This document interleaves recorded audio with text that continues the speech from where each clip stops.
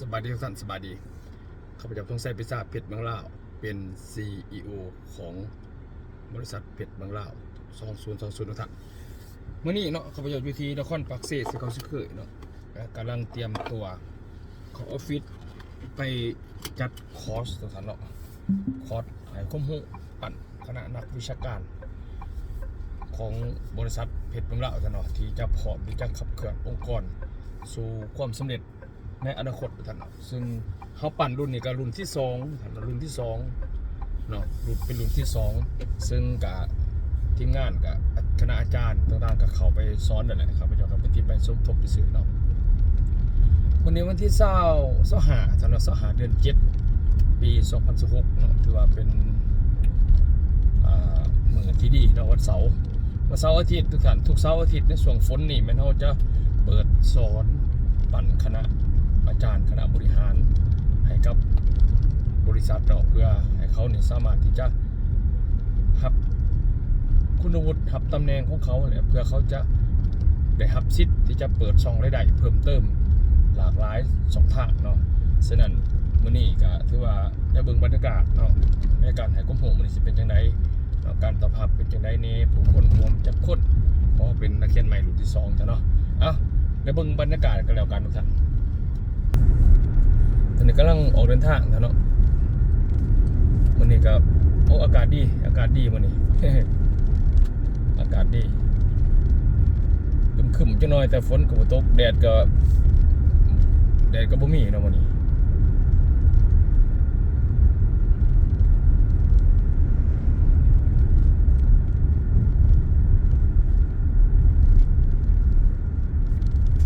มาแวะซื้อเอกสารก่อน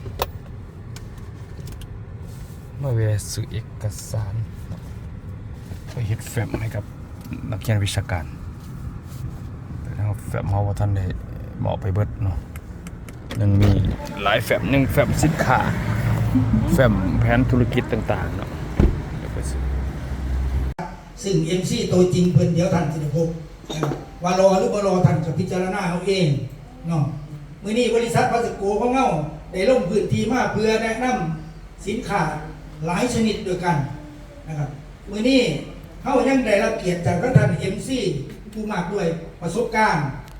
เดี๋ยวสิท่านได้พบกับเพิ่นพร้อมสิพบกับเพิ่น5 ปีส่วนบริษัทพัสโกลาวสร้างตั้งมาได้5 ปี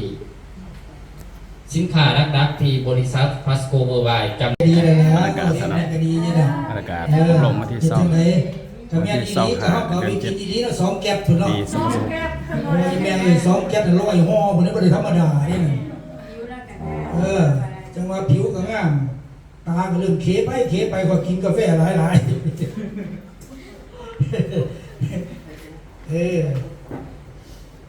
สรรพคุณกาแฟนะครับจริงๆแล้วมันบ่ได้หลายดอกนะครับแต่ว่ามีส่วนประกอบเฮาก็แนะนำส่วนประกอบไปแค่นั้นแหละนะครับแนะนำว่ากาแฟมันมีส่วนประกอบมีหยังแหน่มีกาแฟจาก%มีสมุนไพรจากโตประกอบไปด้วยแล้วก็ยังมีวิตามินพวกวิตามินบำรุงสมองบำรุงประสาทวิตามิน B1 B6 B12 ยังว่าไปได้หมดนั่นแหละกาแฟของเราซอยเกี่ยวกับเรื่องดวงตาระบบประสาทเกี่ยวกับเลือดไหลเวียนนะครับเกี่ยวกับเลือดลมบ่ดีปวดแก้มปวดขาว่าไปมึนชากินมึงว่าไปได้เบิดแหละนะครับไม่เกี่ยวกับร่างกายเจ้าของว่าได้นะครับบ่เป็นหยังดอกเฮาตัวประชาชนให้เขาซื้อเฮาก็บ่ได้ตัวอีหลีดอกเฮาตัวไปทำเรื่องตาแจ้งออกดีนี่ว่าเป็นจังได๋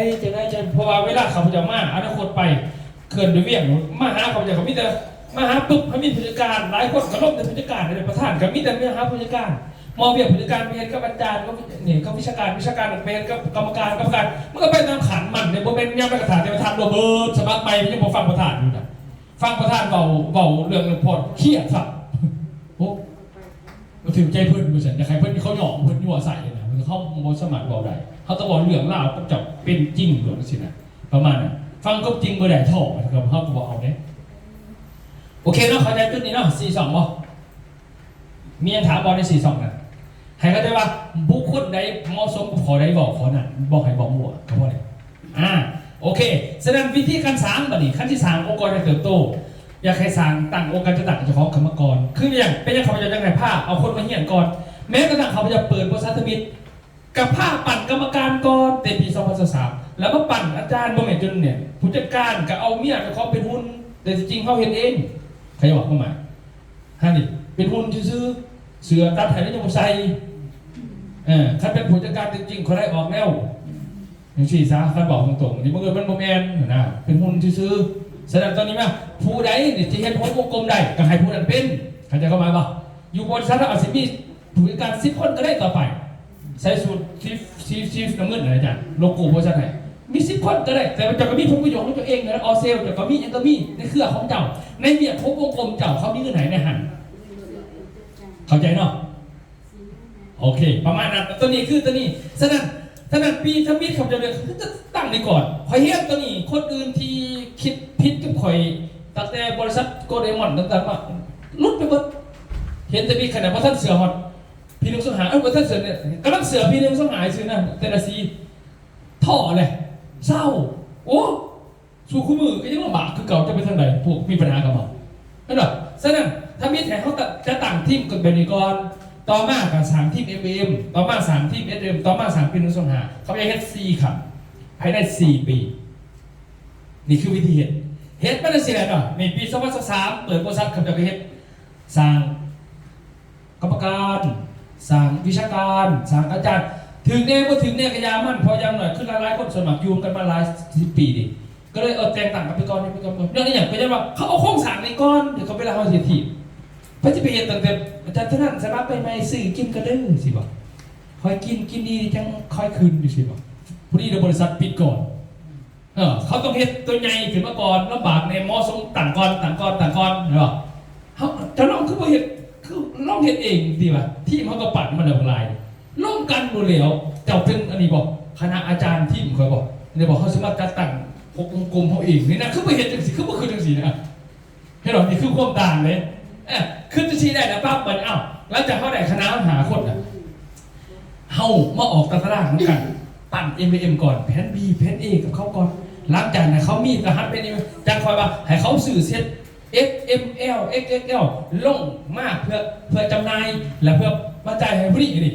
ก็ต้องแบบแสดงว่าเขาเมื่อยอยู่นี่ก็อย่าหันมายังมีคนเต็มหมดอาจารย์ก็ต้องจะไปเริ่มจากนี้ไปเวลาเขาเมื่อยเนี่ยหาคนผมอีกเลยไม่หรอกแต่ผมเมื่อยตัวนี้ก้อนถ้ามีปั่นมาเวลาเขาไปเนี่ยเขาเมื่อยหันหลังมาประสุมคนเต็มใจมันก็มีความสุขขึ้นมาให้บอกเกินว่าเขาเห็นก็โคตรแบบนี้นี่คือหลักการปั่นนะฉะนั้นเขาจะเห็นแบบนี้ไปบัดปี2027บัดนี้เขาจะปี2027เป็นต้นไปเขาจะเคยเห็นเพชรเมืองลาวกับแบบเดียวกันแต่ว่าปี2026นี่เริ่มจะหนีไปเป็นฟอร์มที่เพชรเมืองลาวบัดนี้ฟอร์มคณะแล้วก็หาจุดแข็งนี่พระจะเป็นแกนนำและปี2027เขาจะไปสิไปสอนนะบัดนี้ตึกสิออฟฟิศอยู่ที่จันทร์บัดนี้นี่ปั่นแล้วบัดนี้พระจะเป็นสูตรม่วงสูตรยังคือกันนะบัดนี้เนี่ยมาเป็นนี้ต่อไปกับผ้าเขาเห็นนี่2028เป็นนี่30ปี2030กับเคลื่อนพี่นึงสงหาเต็มบดระแพงแล้วก็หายพวกนี้เขาดูแลกันเองเขากับแพทย์ซี่นี่เขาสร้างธุรกิจเขาสร้างแล้วนี่เขาไม่ไปลองขายของเนี่ยขายของหันไปสอนหมู่ซื้อสอนแบบก็สอนพวกเขาเห็น SLM ช่องนี้ดิไม่บอกให้เขามาเดินแล้วเขาบ่เดินนี่ไม่บอกเขาดังเพื่อนเขารวมคนเขาจะขายของเขาเขาก็ไปสอนให้เขาขายเขาก็ไปแต่จะเห็นเนี่ยหูจะไปเห็นเขาจะเห็นคอยไม่บอกจักรวาลนี่ประธานยังไปขายของจะว่ากูจะขายขึ้นแล้วโอ้ยตัวทุกตายรถก็บอกมันคอยไปขายอยู่จริงพี่เขามีคนดูพี่เนี่ยด้วยขอลงพีนึง2 หาไม่ยุ่งสมัคร500 บาทแล้วจะกลุ่มว่านี่ผู้นี้ก็สมัครได้เงินเดือนมา70 บาทที่ไว้ว่าเราจะคืนน้ำข่อยพ่อใครเป็นใครว่าเฮ็ดเพิ่นว่าพระเจ้าก็ขอยปั่นตัวนี้ไว้ถ้าล่อขอยเบิดแล้วเขาจะไปนี่ถ้าข่อยไปในโลดก็เศร้าคือกันเขาจะเข้าไปบอกฉะนั้นเขาอยากตัวหยาบมากมันไม่แห้งกันนะ4 ปีวันนี้นะไม่ได้เจ้าต้องคิดเองหรือคิดมันเปลี่ยนก่อนมันไปหลอกขายของกันรวยแล้วเมื่อยได้ขึ้นมาได้เจว่ามันจะมีความคิดหลอกจะคล้องตลอดหรือว่าไม่หลอกงั้นนะว่ากูสิขายตัวใหม่ว่ามันเดี๋ยวเนาะนะพ่อเห็นหรอวัดบริษัทนี้เป็นยังเขาจะเห็นแผ่นบีเขาจะเอาแผ่นบีมาระบบมันเหตุป้องกันคนหมดป้องกันจะได้เดี๋ยวสิบจอดึกลงไปแต่ไปเหตุป้องกันไว้เพื่อเด็กเนาะอันนี้คือแผนเมื่อมาดิสมมติว่าตัวเห่าเนาะนี่ตัวเห่านี่นะฟังซ้ายเจ้านี่จะปั่นหัวหน้านี่นะ นี่นะแต่ละคนยาแสบเป็นเรื่องเดียวกันนะคันเขามาปี1 2 5ไปย่องเขาไปปั่นเขาเป็นใหญ่หมดของปี1 2 5ถ้าเขามาขายโมเมนต์แปลเขาเป็นคือเฮ้าไอ้เขาเฮี้ยนเดี๋ยวนี้อย่าลืมป่ะคอยไม่ได้บอกให้เจ้าเป็นคือคอยแต่เจ้าเฮี้ยนจะต้องจักเบิดไม่รู้ป่ะแม่แบบพอสอนเจ้ามันนี่คอยเป็นอาจารย์สอนกลจักนี่นะคอยสอนเจ้าแปลงนั่นเป็นนี่คอยว่าได้ขึ้นว่าเจ้าสิไปแปลงมันคอยได้มันบอกแต่คอยสอนว่ามันอยู่ในปึ่งบทเรียนใช่ไหมเจ้าคณะเรียนมัธยมมาสอนวิชาประวัติศาสตร์ทุนตั้งแต่พญาคุณหลอกว่าเจ้าเอาคุณหลอกแค่ข้อมาใช่ไหมไม่บอกมันไม่เป็นสนใจเขาต้องเฮี้ยนเขาต้องสอนเจ้าไม่ว่าหลักการมันสนั่นมันเขาเฮี้ยนเนอะเขาเสียขอได้เหลือของเจ้าแต่ว่าคนที่เขาจะสำเร็จและรวยเนี่ยเขานี่เป็นตัวนี้ก่อนเขาต่างว่ากูจะเป็น powerful marketing leader เมื่อเจ้าจะเป็นตัวนี้ปุ๊บนี่เจ้าต้องหาฟังสายฟังขวาเกิดขึ้นมาหาบริเวณหาบุคคลมานั่งเถียงเขาเว้ายากก็ให้มันเป็นผู้ซื่อจะก็หลอกสิไผเป็นจังไดนี่ขันมักซื่อสัพคมก็หลอกมานี่ดิขันเขามักซื่อแล้วเขาสิไปขายก็มานี่ดิขั้นซื้อเขาสิมักส่วนคนต่อบอกต่อขยายต่อส่วนเป็นบีเขาจะเคยมาขายบอกขายปุ้ยแหละคะแนนป่อนก็ถือว่าเป็น PSM แต่เขาได้ MM นั่นมาดิถามว่าพ้นเขาสิไปยังเจ้าแล้วเขาสิเป็นสมองคุ้มเขาสิเป็นใหญ่เป็นโตมักใหญ่ไฟสูงเนี่ยมันนี่ดิเนี่ยฉะนั้นเขาก็หาหัวหนามเหมือนหัวหนานี่เป็นไพ่และเขาเหตุแต่ละคนกับเหตุของเขาเดี๋ยวเรียกว่าปี1 2 5เป้าหมายเขาสูงสุดคืออัพตำแหน่ง7 ขันไม่รู้ว่าแม่อัพตำแหน่งเนี่ยเขาเอาคะแนนใส่บอลมันจะขึ้นมาขึ้นเท่าบอฮันดิแสดงว่าตัวนี้ก็ส่งคะแนนให้เขา SLF นี่เขาสืบเพื่อเขาไปขายบอคะแนนก็เอาบอขึ้นมานี่ฮันพอความบริสุทธิ์ใจเจ้าเป็นตัวแบบเป็นง่ามมุ้งหรือว่าเขาบริสุทธิ์ใจกับเจ้าคนนั้นจะมาเจ้าผลิตคะแนนขึ้นมาได้บอซื่อๆเลยบริษัทน่ะเขาบริสุทธิ์ใจจะประธานฮะเมื่อนั้นนี่เราเจ้าเข้าใจผิดแต่คอยฮักคนทุกคนแต่ว่าคอยซ้อนเจ้าก็ถือใจเจ้าซึ่งพอไปบอกเรื่องนี้เจ้าเครียดจะใครคอยย่องอยู่ตรงนี้เขาคอยย่องเจ้าเบิดแต่ว่าเวลาเขาซ้อนเขาเป็นขอกันซื่อMLM ว่าเขามากไรล่ะคนอย่างเดียวคอยบ่มากแล้วไปของไปขายบนไซต์ก็บริวารอีสานไปละเมล่ะ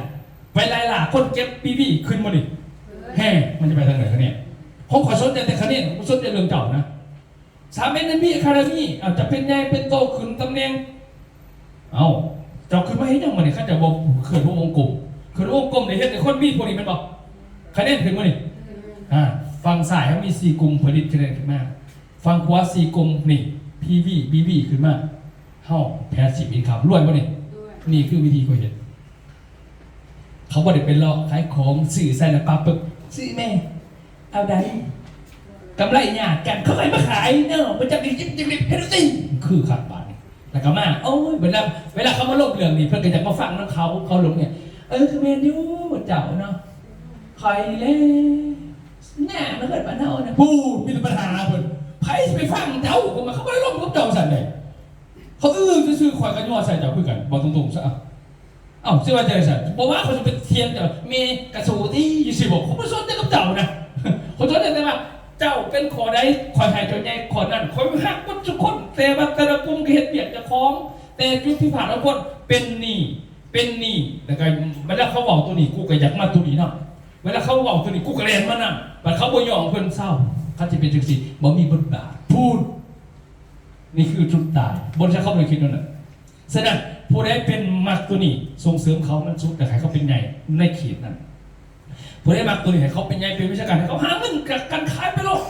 ส่งเสริมเขามียังก็ส่งเสริมมีโปรก็ส่งเสริมไปโลดก็ไม่นะเบียดไปก็แล้วแต่ละวงกลมนี่เขามีหน้าที่ส่งเสริมให้เขาได้ในสิ่งที่เขาอยากเป็นอยากได้แต่ทั้งหมดมันผลิตคะแนนขึ้นบ่อันดีวิธีเห็นมันเจ้าเห็นได้สักนี่บดมาใส่เข้ามาสบายใส่เข้ามารวยจักสิวาจริงๆมันเป็นเงินมหาศาลในเครือข่ายเลยบอกฟังแต่พอแมนมานางขายเพื่อนเขาหยอกมันเสร็จบนหยอกกูเศร้าเพราะมันเสร็จเขาไม่ได้ขึ้นห้องไปไหนเลยเมื่อไรจับประธานนะว่าเราเมนดอกแล้วมันไปขึ้นยังชันดอกมันนี่ขึ้นคอยใส่เจ้าอยู่แล้วบอกจะซีกันเหลวแล้วสิได้ห้ามจะตายเขาไม่ได้สนเด็กเขาจะไปยืนทีมพญาหยอดบ่ผมไม่สนใจเลยวุ่นวายในชีวิตคอยอย่างว่ามันเวียคอยนะเข้ามาเนี่ยเวียคอย4 ปีนี่คอยสอนเจ้าแต่ละข้อเวลาคอยลงกับเจ้าตัวนี้คอยก็อยู่ออฟฟิศสอนเจ้าบาเขาแตกเขาสอนเอเวลเขาก็ไปขยายจะเบิ่งเฮ็ดตันฉีเด้อกับคอยบอกว่าคอยสอนเจ้าเด้อ บางคนลบ ATM เขาก็ไปขายจะเบิ่งยืนเอกสารเมืองก็จะเบิ่งบรรยายนี่เจ็บหยอดจังใดให้เป็นพยาบาลจังไดเหลือเป็นของไปเที่ยวจังใดเนี่ยเขาเห็นจะเบิ่งเบิดเป็นปีพี่นึง2 5เขาก็แบกเขาเองโลกอีกเอาสมัครขาหน่อยลำเบิ่งเพิ่นบ่เข้าใจเขาดิประธานมันไปกับเพิ่นนั่นน่ะเจ้าขึ้นไปขายปุยเป็นผู้หนึ่งคอยก็อยากให้เจ้าเว้าจังซั่นนะบ่เว้าก็ได้ตัวนี้กูซับกอกมึงก็ทีว่าเวียคอยปีนี่กูเห็นตัวนี้เขาสั่งกูก็ที่มาให้ที่แตกเขาสั่งกูอยู่ห้องการกูบ่ได้เงินเขาจะเข้าไปบ่เวียคอยเขาบ่เห็นกับเจ้าก็ได้เขาเห็นกับผู้อื่นก็ได้เด้อเวียคอยน่ะแต่ไม่ใช่เขาเป็นกับเจ้าคอยชายจะเป็นหัวหน้าตรงนั้นแต่จะมองเป็นหัวหน้าเขาก็ทีมเจ้าเขาเอาผู้ใหม่มาแทนแต่คอยก็บอกว่าทีมเราเขาก็หันทิศจะหายไปเป็นลูกน้องคนอื่นเขาเอาคนมาแทนแต่เขาก็บอกอีกไอ้พวกคอยก็ใส่คนมาเห็น4 โขนี่คอยมีผู้หนึ่งไง4 คนไงเขาก็พ่อเลยเขาก็จะเป็นต้องไปมีว่าไงแต่เขาก็มีลูกน้องเขาดอกมีผู้หนึ่งไงเป็นตัวนี้มันก็มีลูกน้องเขาเป็น100 คนแค่ของเขาแต่ว่าเห็นในวงกลมนี้กระย่อเขาตามนี้บัดไปเนื่องตัวนี้เขามากตัวนี้กระย่อเขาตัวนี้ผมเห็นว่าพระธาตุเอาเงี้ยอะไรแหละเขาอยากไปน้ำจากตัวประเทศลาวนะเขาอยากไปบึ้งจะเห็นในไซบ้าแขวงปักนั่นแขวงบุรีคำใสเขาจะมาไม่หยอดไม่ยังหลายบัดดูผีเนาะเขาหายประเด็นตัวนี้ก่อนจับขยายเนี่ยได้จับกระเฮ็ดไปแล้วพ่อไปเจอเขาขยายตัวพี่ว่าอ้าวประธานคือพระพาเขาเฮ็ดดีสัตมีมันว่าแม่กูบอกมึงโง่เกินไปพอไปเห็นโง่เลยจะคอยขึ้นเจ้าแบบนี่เขาก็เลยว่าเขาใส่เจ้าได้สิ่งที่เจ้าเป็นฉะนั้นเขาต้องขึ้นเป็นเด้อขนาดเป็น powerful marketing leader ที่เป็นตัวเจ้าต้องมี4 กลุ่มในฝั่งสายเขาดูแลกันเองเป็นบริหารเอาเองบอกเจ๊ก็คือเขาแหละขนาดคือบอกเลยเจ๊หายยังถิ่มเลยนะก็เบิ้ลสภาพหรอกขนาดไหนจะรวยหรอจะมีเงินธุรกิจอะไรนะมหาศาลกูบอกเลยโอเคเข้าใจมันนี่เครียดปะโอเคเครียดแล้วฉะนั้น M เฮ้ามันมี2 แผนสรุปยังไงซะเพื่อจ่ายเงินให้เจ้าหมดเลยมันมีแผน A มันเอาคะแนน PV นี่มาใส่จืดอ่ะแผน B เอาคะแนนนี้มาใส่ BV แต่มันอยู่ในผังมันบริเป็น BV ไหนมันเป็น PV คือการเพาะผังเขาเป็น PV ว่าต่างกันว่าเจ้าสื่อคะแนนจากบริษัทท่านนี่มันสื่อเป็น BV จะเป็นร่มแพนซ้อมได้เขาในผังมันเป็นคะแนน PV เหมือนเดิมเขาจะเข้าไปบอกแต่ให้คนละผังเข้าใจเพราะว่าเจ้าสื่อ PV ตัวนี้จะไปลงในเพจ B เขาก็บอกขายจากเขาบอกให้ลงแต่เจ้าต้องซื้อจะเอา BV จากพักตัวเล่าหรือเพจเมืองเล่าจะไปลงผังตัวนั้นได้เข้าใจเขาไหมบอกโอเคเนาะเข้าใจตัวนี้ก่อนมันคือเป็นพี่พี่อยู่เข้าใจแต่ไม่ได้จะใช่ไหมบริษัทนี่นะจะเห็นแจกเขาเขียนพี่พี่ลงดีเลยบอกไม่ได้เขาบอกให้เจ้าเขาเอาแต่พี่พี่นี่ให้อย่างว่ามันคนละกลุ่มกันเขาบอกแต่ไปลงพังอะไรเป็นเรื่องว่าแต่ต้นตัวนั้นเพราะเป็นเงินใจเขาดิเขาใจเขาไหมเนาะแต่ขั้นสื่อน้ำเข้าเมนพี่พี่บีบีมันคือแบ่งของมันแบบนี้มันต้องไปสนใจน้ำตัวเลขเป็นยังไงโอเคเคลียร์นั่นเนาะโอเคฉะนั้นแผนตัวนี้ให้เข้าใจเคลียร์แบบนี้เนาะแผน A นี่เขาเข้าใจอยู่แล้วว่าจ่ายเงินตามพังแบบไหนเข็มสั่นเนี่ยอันนี้เข้าใจแล้วตัวนี้บัตรแผน B เนี่ยเราขยับนิดนึงก่อนจะไปกินข้าวแผน B เขาจะจ่ายแบบนี้เด้อนี่เขาจ่ายตามนี้ข้อที่1นี่หักกำไรจากการขายย่อยเนาะ30-50%ส่วนใหญ่เข้าสู่ขายดอกเขาขายในระบบไปแผน B นะมันก็คือแผน A แผน A มันขายอีลีแผนข้อ2นี่หักค่าขยายธุรกิจนี่5 สั้นแต่ว่าแผน A 7 สั้น50เริ่มต้นแต่50ถึง120เนาะแต่แพท A เป็น40ถึง150ต่างกันตัวนั้น3หักค่าบริหารที่ 50% ฝั่งออนสูงสุด 40,000 บาทแพท A เป็น 80% ฝั่งออนสูงสุด 50,000 บาทนะต่างกันในซีเดอร์โบนัสแมทชิ่ง5 สั้นนี่คือแผน B แพท A เป็น3 สั้นนะแทนที่แผนแมทชิ่งเนาะวันนี้เวลาเขาขึ้นตำแหน่งบริหารจะได้ออซิลตัวนี้จะต่างกันตัวนี้มี BV มีคะแนนได้เงินเพราะได้เงินจากคะแนนโอเควันนี้มาเบิ่งตำแหน่งตามนี้แหละที่เขาบอกว่ามีตำแหน่งไปตามนี้ตำแหน่งไปตามนี้เด้อแต่มาเบิ่งแผนไม่ได้ตัวนี้จ่ายทุกหามือตัดหอกคือมันนี่ตัดหอกในสหารนี่ตัดหอกมันนี่คงหยอดมันนี่เมื่อวันที่30หรือ31ถึงเขาตัดหอก31วันที่หาเงินเขาเสียมันจะเขาแบบนี้ให้ตลอดเด้ออันนี้แม่นายเบียร์เขาเปิดพังสวิตเริ่มที่100 คะแนนตัวนี้บีเด้อนี่คือเปิดพังสวิตเพิ่มเป็น650 บาทเป็น100 คะแนนแต่คันว่าซื้อบัตรเดียว3 กล่องปุ๊บมันอยู่ที่1,890ได้ตำแหน่งที่2เห็นหรอ ขั้นอันหนึ่ง650ขั้น3อัน1,890ในบินเดียวตัวนี้เป็น1,000คะแนนสะสมก็ได้แต่ว่าสะสมเป็นเหล็กตัวนี้เข้ามานะแต่ว่าขั้นซื้อบินเดียวเป็นราคาดีตัวนี้ 3,000 คะแนนบัดนี้เขามีโปรบัดนี้มีโปรตรงไหนขั้นซื้อ500คะแนนปั๊บเขาให้มีแถมให้แต่ว่าตำแหน่งก็ยังตัวนี้อยู่เด้อแต่ว่าเขาแถมให้นึงแต่ขั้นมาซื้อ1,000 คะแนนบินเดียวแถม2กล่องแล้วเป็นตำแหน่งนี้เลยในเดือนนี้แต่ว่าตัวโปรแถมของมันมือหนีพิษเพราะว่าเขามีตามงานประชุมเขาไม่มีงานประชุมเขาก็ไม่มีให้มีคำถามตำแหน่งมีความเท่านี้เลยอาจจะเป็น G Demon ตัวหูของนักตัวประชุมกับตัวใดเป็นตำแหน่งพิเศษสำหรับคนสื่อบิน1 3,000 คะแนนปึ๊บแล้วก็สามารถอัพตำแหน่งต่อเลยตำแหน่งพิเศษแต่ในธุรกิจมีเท่านี้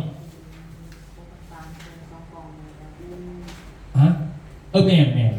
6,300เขาสื่อไดมอนด์เลยปู6,300มันก็เต็ม2 กล่องเลยจะว่าเจ็บหน่อยมีเต็มใบดิเราใจหมูสื่อเนาะแต่พอทะลุลงมานี่เพราะว่าเราไปจักทำเราบริมาแต่ว่าเสียหายเราฟรี2 กล่องบ่อยากลงเสียเพราะว่ามันก็เป็นของเราดิเขาก็เอาของเขามาคือกันเขาก็ย้ายคนเท่าไหร่ซีซ่าบอกตรงๆชิดทิพย์ให้เขาเห็นอย่างเนาะ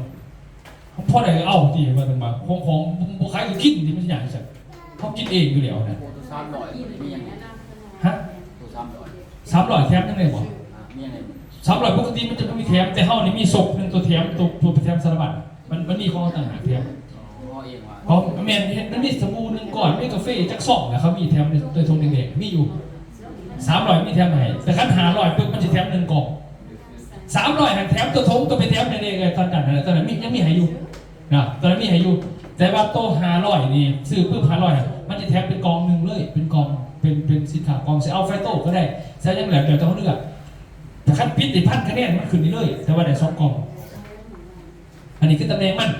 ครบเลยมันต้องซีเรียสมันบัดนี้เขาเห็นธุรกิจการอาหารก็ขายนี่บ่มีกำไรเราไม่ต้องไปบอกถึงมันบอกขอ2เลยซักตัวขายนี่ไปบอกแผ่น A อย่างเดียวมันต้องไปบอกตัวนี้ขั้นขายใส่แผ่น B ให้ซื้อ Before Me ดีกว่ามันเปิดทันได้ง่ายถ้าตัวนี้มันก็ได้ขายดอกเอาไปบนธุรกิจมึงเบิ่งตัวนี้เนาะขอ2นี่มันเป็นค่าขยายแบบนี้นี่พังมันเด้อนี่คันนั้นเป็น100 คะแนนนี่นะมันจะมีแต่50%แนะนำจบคันเป็น300มันได้80นี่มันบ่มีสัตว์คันเป็น1,000 คะแนนมันมีสัตว์นี่ดิคันเป็น3,000ไดมอนด์นี่ดิมันมีสัตว์แบบนี้สัตว์มันน่ะแม่นคือเป็นไดมอนด์มันเป็นนี่ซื้อ1,000มื้อนี้บินเดียวมันก็เป็นตัวนี้เลยคันสะสมถึง1,000เป็นตัวนี้นะลงเข้ามานี่มันมีสัตว์ไปนี่บ่มีการรักษาหยอดซุ่มนี่ขยายหาสัตว์เป็นบ่มีรักษาหยอดมีแต่ว่ามีสัตว์แบบนี้นี่มันมีทั้งหมดอยู่หาสัตว์นั่นก็ว่าเฮาเนี่ยน้ำผู้นี้น้ำตอนี่สินะโอเคแล้วอันนี้มันจัดแมนตัดที่บอกโอเคตัวนี้คาสั้นเนาะหมายถึงว่าคนจะได้คาสั้น3 สั้นกับต้องเป็น1,000 คะแนนแบบสะสมแต่ขั้นมา1,000 คะแนนสื่อบินเดียวในเดือนตัวนี้มันจะขึ้นดีเลยมันจะได้หาสัตว์เดี๋ยวเลยเป็นตลอดศาสตร์ก็อยู่ดีแหละตำแหน่งมันบกไปใส่เพื่อนก็เห็นเอาเงินเอาเขียนเนาะโอเคเขียนแล้วตัวที่3เป็นโบนัสบริหารที่มี50ตำแหน่งนี้จะ50เบิร์ดยกเว้นตำแหน่ง100 คะแนนมันมีหายดิมันบอกเนี่ยตัวนี้หมายความว่าคะแนนมาสายขวาตัวอย่างคือสายขวาเป็นหาเองไหนเขาหาเองก็มีพอเนี่ยผู้นี้เขาขยายต่อเขาผู้นี้ชนตะเลียแต่เขาที่ตลาดเขาเนี่ยมันก็สิบวกมาเบิร์ดขึ้นมาผู้นี้ซื้อผู้1,000หา1,000เลียแต่รวมกันขึ้นมาปุ๊บถึง80,000 คะแนนสมบูรณ์ว่าในหอบนี่1,000ผู้นี้เขาขยายของเขาผู้จักเดี๋ยวเขาจะไป2 คนนี่นะเขาบริหารผู้นี้เขาไปต่อเขาหมดแล้วแต่อยู่ตามเมืองตามแคว้นคือไอ้ตอนจัดแบบมีคนที่เวียนเก็บได้หมดเลยเบิร์ดเลยเขาขยายญี่ปุ่นมันก็ขึ้นคะแนนเท่ามันก็รวมฟังอีกแสดงถามว่าฟังใส่80,000ฟังกว่า200,000ฟังในแข็งฟังในอ่อนนี่80,000อ่อนเนาะอ่อนเข้าตัวอ่อนมาคูณ50%เลยดิก็เท่ากับ40,000 บาทเป๊ะพอดีขนาดทุกเดือนเพราะว่าเดือนนึงได้สักนี่ก็เหลือแต่คะแนนมันนะกระสูงสุดจ่ายแต่1,200,000คันมันได้เลยและร้ายเขาขายแต่1,200,000ในเดือนนะรวมเบิดนะเกินมาเขาเก่งเกินไปแล้วคะแนนนี่อาจารย์หมายถึงว่ามันตัด40,000แล้วแต่ว่าคะแนนเขาเหลือนี่มันตัดทิ้งบ่คือก็แพ้อีกแบบเดียวก็แพ้อีกแม่นแบบแพ้เองเลยนะไปเก็บไปตลอดศาสตร์ที่กันบ่มีกันมีปัญหาอีกแบบเดียวกันนี่คือจุดเดียวเอา10,000 ก่อนด้วย เฮ้ยมันปกติเห็นตลาดสองนี่นะตอนยังหน่อยมันหลานหาเอามือหนึ่งก่อนซะโอเคเครียดวะนี่บอกมีหางสายอย่างมีอย่างไม่ได้มาใส่กว่ากับคุณเลยจริงๆไม่ใช่มาพันคะแนนคือคุณคือเขาลงออกมาเลยนะทำไมแต่ว่าซุ้มชุดมันหายได้ซุ้มชุดสำนีต่อมือ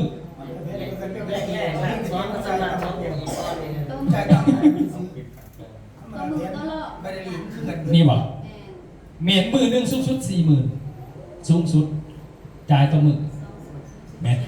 แสดงว่าคันมันมากเกินนี่นะแสดงว่าเขาเก่งหลายที่งานทั่วประเทศฟังนี่มันมาหลานคะแนนกระยามันจ่ายได้40,000ไม่หมื่นนะตัวเรือหันมันเป็นของบริษัทไอ้ต่อมือแม่คาสายขวาแสดงว่าเปิด2 รั่วอยู่เนาะเปิด2 รั่วได้อ่ะโอเคบัดนี้มาเบิ่งเงื่อนไขของการจ่ายมาเดี๋ยวเบิ่งตัวนี้ไหมนี่ตำแหน่งตัวนี้300คะแนนนี่ตำแหน่งตัวนี้100คะแนนตัวนี้300ตัวนี้1,000ตัวนี้3,000นี่นะขั้นตำแหน่ง1,000แล้วตำแหน่ง100คะแนนจับครูบ่มีนี่เขาบอกเขาบรรยายคือนะขั้นตำแหน่ง300นี่จับครูสูงสุดก็คือมือละ5,000ตำแหน่ง1,000คะแนนจับครูสูงสุดมือละ20,000มาตำแหน่งไดมอนด์สูงสุดประมาณ40,000นี่ดิเช็คก็เลยบอกว่าตัวนี้นี่เปิดจองผังที่ซื้อค่าจะลงตัวคิดเอา300สักไฟนี่ยังไม่ได้จะกูตัวนี้มันตัวถอดปัญหาพัดดอกเขาอ่ะเดือนหนึ่ง1,000นั่งซุยอยู่เนี่ยนี่นะกะต่อมาขั้นสะสมก็คือนี่ก็ได้20,000เปิดไปก็ได้ขอก็ได้แต่ขั้นว่าเขาจะได้มันคุ้มกลัวเขาก็ซื้อไดมอนด์ไม่มีแต่พันกันมันก็เปิดสุดเลยนะเขาก็มาสนใจเปิดบิ๊กบ่ต้องสะสมทุกครั้งที่จะสะสมให้ได้เงินเอาบอกตรงๆซะมันบอกเลยทับจันสุภาพสะสมในหน้าภาษาไม่ใช่สะสมเหมือนจะสะสมไปก็ได้ทุกครั้งที่จะซื้อสะสมให้ได้เงินโมเมนต์ได้ผู้แนะนำเจ้าคนไหนยังบอกเข้าใจอยู่หรอเพราะว่ารหัสเจ้าให้แนะนำมาเขาเป็นคนใดเจ้าก็เต็มจะช่วยทั้งดีพอเจ้าต้องซื้อมันเต็มอยู่เลย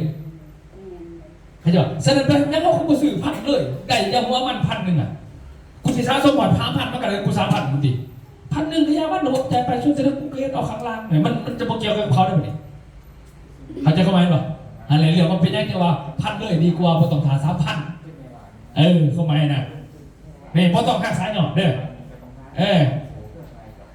นี่คะแนนที่เหลือจะนกไปคำนวณมันต่อไปกันโอเคเคลียร์แล้วเสร็จเนาะต่อไปขอซีเม็ดซิ่งนี่ตัวนี้ก็ได้หลายเลยเม็ดซิ่งนี่มันจะเริ่มได้จากไซส์หรือเปล่านี่แมทซิ่งเนี่ยที่จริงแมทซิ่งเริ่มได้ที่300คะแนนได้ไหม300คะแนนได้กันแต่ว่าแมทซิ่งนี่มันต้องในหักไซส์หน่อยเดือนละ200คะแนนแต่ตอนเขาสมมติว่าเขาสมัครมาใหม่ๆปั๊บแล้วเขาสวนคนเลยเดือนนี้นะแล้วก็เขาขยันเขาได้เงินเขาก็ได้น้ำเลยได้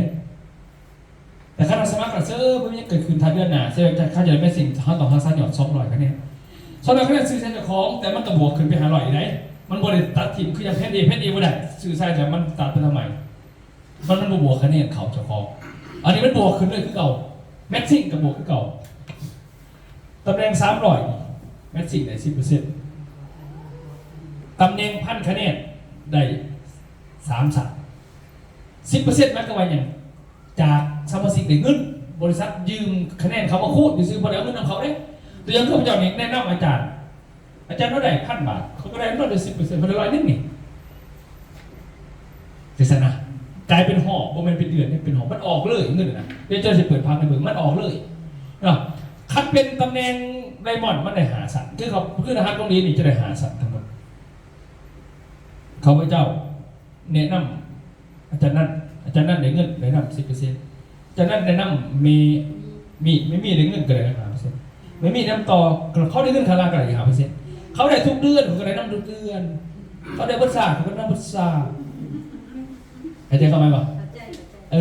ดีข้อนี้แต่ว่าเงินขายมันคือต้องได้หักสัตว์เอาไปถ้าสมมติว่าสั่นที่1เขาก็เป็นไดมอนด์สั่น2ก็ไดมอนด์สั่น3ก็ไดมอนด์มันก็ไล่เป็นสั่นขึ้นเก่าแม่ต้นนี้มาเกี่ยวกับสั่นรุ่นแม่ได้ขึ้นเก่าในบริษัทแต่เขาจะเป็นตำแหน่งสูงกว่าเขาก็ได้ขึ้นเก่าแม่มันจะบ่เกี่ยวเลยไม่เกี่ยวกับว่าคนเขาพามาเขาได้เงินบอกถ้าเขาได้เงินเขาพูดหรอกมันเกี่ยวกับตำแหน่งเท่ากันหรือเขาเกินเท่าไปอย่างได้ขึ้นเก่าเขาเป็นไดมอนด์เบิร์ดเท่ากันเอง เพราะว่ามัน นี่แม่น เพราะว่ามัน เขาก็ได้ที่หลายดิ เพราะว่ามันกินแต่ละสันของแต่ละคนอยู่แล้วนี่เนาะ แม่น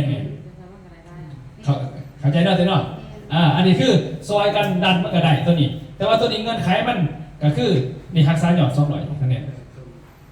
อันนี้ล่ะ มั มัน นมี สา หั ย ก ยอดนี่รอบเดือนบ่รักษาเป็นเดือนบ่ เป็นเดือน โอ้ ต้นเดือนโหลดต้นเดือนโหลดเลยเพราะว่าเขารักษาไปต้นเดือนปุ๊บเราเวลามันได้ปุ๊บมันจะไปเลยโมเมนต์มาถ่ายเดือนเลยต้นเดือนเลยเดือนหน้าปุ๊บวันที่1รักษาไปโหลดแล้วมันก็ได้เงินมันก็ได้เลยโอเคเคลียร์เลยเนาะเดี๋ยวใส่เบิ่งผักมันนี่ต้นสตาร์นี่ไฟแรงก่อน10 บาทนี่เลยหมายก็หายเอามีนี่ดิเฮาเองนี่ให้เป็นไดมอนด์นี่เฮาเป็นไดมอนด์แล้วเฮาแนะนำสาย 3,000 ความสัมพันธ์เฮาสิขึ้นเรือออนสตาร์มีรันสตาร์คันแล้วออนสตาร์ปุ๊บนี่สาย 3,000 ความสัมพันธ์เฮาแนะนำอีกขึ้นโหลดตัวนี้เนาะนี่ตำแหน่งไม่ว่าเฮาสิขึ้นเมื่อฮอดเนี่ยเฮาก็ซื้อใส่ซองเลยเนี่ยมันจะเป็นตำแหน่งบัดตัวนี้หมายก็ว่าเฮาปั่นสตาร์1สตาร์1เนี่ยเฮาขึ้นนี่แล้วคะแนนรวมสาย10,000 พอ10,000คะแนนรวมขึ้นมานะก็ขึ้นได้10,000นี่ไปเท่าส่วนเองได้ไหมว่าไต่รางเข้ากระยานมันจะขึ้นมามาต้มแต่ว่าคือโปรห้องนี่แม่นแต่นี่5 เดือน 12ได้3 ล้านกีบทำกระเป๋า1 หน่วยใช้เดือน2 เดือนเอาไปเลยโปรห้องประมาณนั้นแล้วก็มีวิชาการก็คือผู้ได้เรียนจบวิชาการแล้วเนาะมีใบยังยืนเดือนไหนมีคะแนน1,000 คะแนนพี่นับแต่วันที่23ถึงไปนับแต่นี่เนี่ยเขาเรียนมื้อนี้ก็คือว่าเขาจบมื้อนี้ก็นับนี่ไปเนาะก็คือเขามียอดจากเขาเป็นวิชาการเอง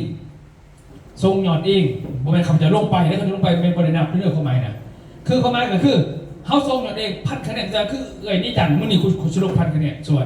1,000 คะแนนปุ๊บนี่นี่จันมาคูณเอา 10% เลย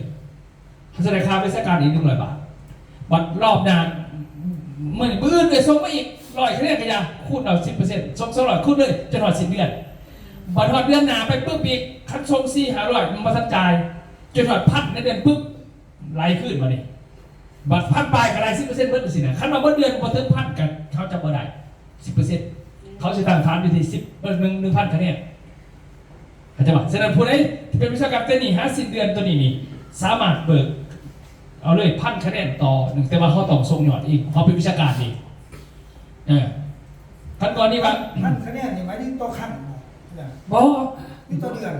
นั่นเดือนนะจ๊ะ ในเดือนเนี่ยเอาสมมติว่าอาทิตย์เดียวก็ได้1,000 คะแนนอาทิตย์หน้าก็1,000 คะแนนอาทิตย์นี้ก็1,000 คะแนน มันก็ได้เพื่อเราเนี่ย แม่ไปรอบไปนี่บ่ อาจารย์เราเข้าใจสิชื่อว่าอาจารย์มือนี่เปิด2อาจารย์ทับวิชาการเนาะอาจารย์ลงมือนี่พันเนาะ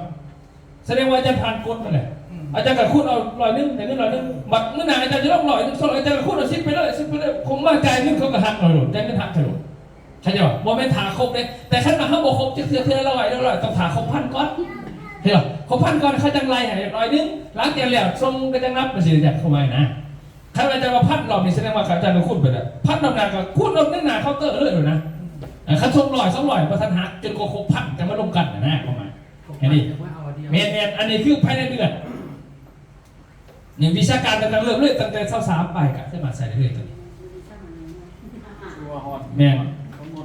มือนี้อัพชิป2 เดือนแล้วเลยจะ900 เงินมือเดียวต้องหลอกเพราะได้มีหยอดมาพันก็เอาไป แสดงว่าตัดไปเลยเดือนหน้าต้องนับใหม่แม่น เนี่ยว่าเขาจะมาเรียนวิชาการได้หรอว่าเป็นวิชาการกับวันนี้ตัวเรียนวิชาการเนี่ยเขาเรียนในคอร์สสุดท้ายเขาจะได้จะเป็นคอร์สที่ 1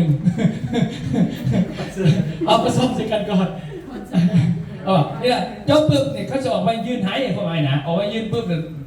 มือนี่เขากระไรให้เลยแต่เขาเรียนอยู่แบบนี้เขาไม่เขากระไรให้เลยมันเป็นอย่างไม่เท่าแต้มได้เลยเด้อในบริษัทนี่กำลังคนเดียวในหลูกไม่เท่าแต้มแต่แล้วเบิกวันบางวันมึงไปซื้อดิเขาเบิกไปแล้ว ต้องได้มัน แม่เขาซื้อเขาขึ้น ก็ซื้อเองคือเอง ได้เองเพราะยัง หักร้อยเองอีก แม่เพราะอย่างเพราะว่าเขาเรียนวิชาการจบเลยจ้ะเขานับแต่ว่าจะซื้อเส้นเจ้าอย่างเขาไม่จักมาซื้อเส้นไผ่นะเขาจักแต่ว่าเจ้ามันเขียนมาแล้วก็เป็นหยอดจากเจ้ามาเขียนบริษัทที่ซื้อดีนะ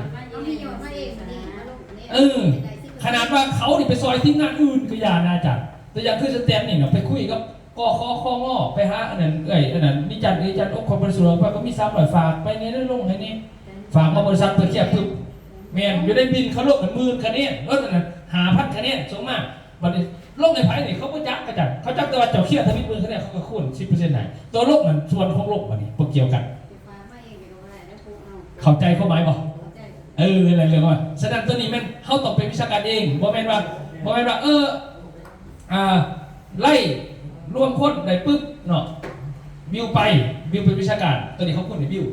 คณะเฮ็ดเองเมื่อเขาจะแต่ว่าบนแผ่นเดี๋ยวนี้ให้เขาจบ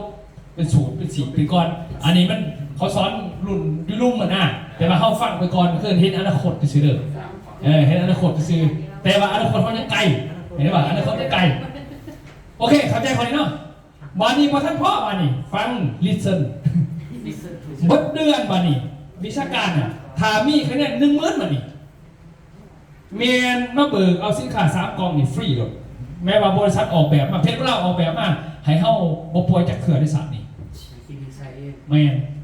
10,000คะแนนที่เจ้าเขียนหยอดโลกกันไผบ่จัดแม่นเจ้าได้เดือนแม่นเจ้าเอาไปหมดได้ทุกเดือนกับเอาไปทุกเดือนแต่เขาบ่จัดคะแนนลงใช้จัดแต่ว่ามันมากจากเก่าเป็นคนเด็กมันสี่มากที่สุด มีได้เดือนมีได้ครั้งแต่ยังสิเนี่ยนะ เขาเบิ่งผังไงเขาประจัดเขาจัดเติมมือนี่หอบมากนี่เขาจะว่าแต่ยังคือเป็นโรคพักยาเนี่ยเขาฝากมากขยานะแต่ว่าเป็นวิชาการมาเขี่ยบริษัทซื่อนะมือนึงเด้อแต่ว่าโรคไหนเขาประจัดผมเป็นที่เมืองขยาเป็นที่มาเตอเมริกาก็เลยแต่นะเป็นขยาแต่ว่าเป็นคนมาเขี่ยเลยนะเขาจะให้นั่นได้10,000คะแนนนั่นให้ไปอยู่มี10,000คะแนนมาลงในเคาน์เตอร์นั่นเมนหรือบนนี้น่ะกันได้เดือนขั้นเมื่อนั้นเลยกันได้เมื่อนั้นเลื่อนแล้วแต่เขามันหนักสิจงคะแนนบ่หมดกันนั้นเนาะเดือนนึงมันคะแนนก็มาอย่างบอกคนมาผมเป็นลงไปเรื่อยกับยาลงไปหน่อยนึง2ลงไปแต่มาร่วมในเดือนครบมือไม่ใช่อะไรกันผมเป็นหาหอมาลงไหนเขาจะว่าลงไปอาทิตย์นึงหน่อยแค่นี้สำหรับแต่มันร่วมว่าเดือนเนี่ยมันจะหายที่เก่าร่วมในบินผมเป็นร่วมในเดือนอาทิตย์มันจะเบิกเดือนบินร่วมในเดือนเอาไหมพวกมันอาทิตย์นี้เนาะข่อยมาได้นี่เอาอาทิตย์นี้จะเอามาหาพันเลยเนาะอาทิตย์ต่อไปจะเอามา3อาทิตย์ต่อไปจะเอามา3เรียบเนยเขาแต่ว่าเพราะว่าเขาสินำจะอะไรหัน10,000คะแนนนี่นะมาเครียดแต่ละเทือเทือสมิธหอบมาพันกรชวนอ่ะก็ได้เงินค่าวิชาการ10%เนี่ย100มาอาทิตย์ต่อมาก็ลงอีกก็เครียดแต่คะแนนก็จะลงบ่เทียบแต่ว่าร่วมบ่เดือนมานี่ที่เครียดแล้วได้เงินไปโดยมี10,000คะแนนมาว่าได้เงินจากค่าวิชาการไป1,000 บาทนี่นะก็ได้ของฟรีอีกไปกินอีก1,890ไปแบบเอาซีเมนต์ทำอะไรเงินประธานมือสิได้ยังพวกเนี่ยไปซื้อมือบานเขาก็ไล่เขาไปซื้อเพื่อนเขาได้ไล่ก็เล่าอีกได้ร้ายเลยอันนี้แม่นคอยออกแบบว่าแต่โมเมนต์บริษัทคำพูดจ่ายเฮ้าเนี่ยเป็นคนไทยเพชรเมืองลาวนี่เคยว่าเป็นยังตัวเพชรเมืองลาวอะไรบ้างเขาออกแผนมาให้เขายูนเพชรเมืองลาวเขาได้2,890อ่ะซึ่งค่าราชการค่าเครื่องเอาไปซะ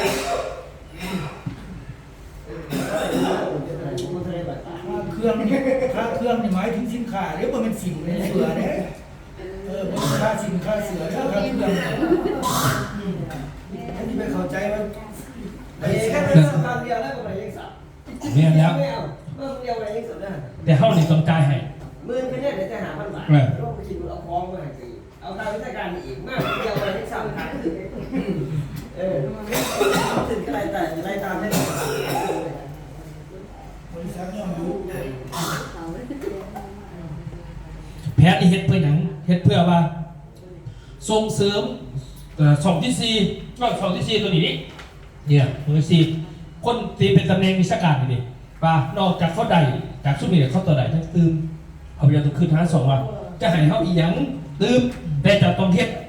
เอาเนาะบ่แม่นว่าอยู่ซื่อเอาก็บ่มีนะเคลียร์บ่ตัวนี้เคลียร์เนาะโอเคอันนี้คือเรื่องเล่าของตัวนี้ประมาณนั้นก่อนมีแต่ว่าส่งต่อไปจะค่อยบอกอีกยังกระบะกระตึงหน่อยเอาหมอไผ่ยิบชีมัน